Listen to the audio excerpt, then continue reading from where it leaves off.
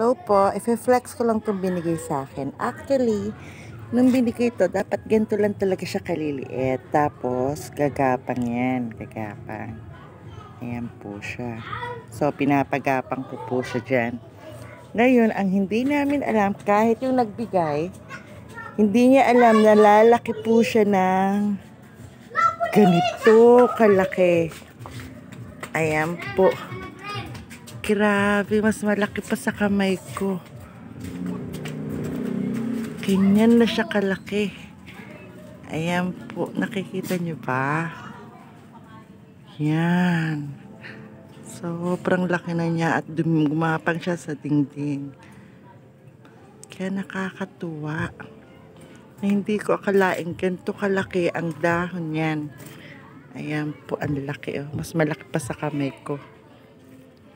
Yan.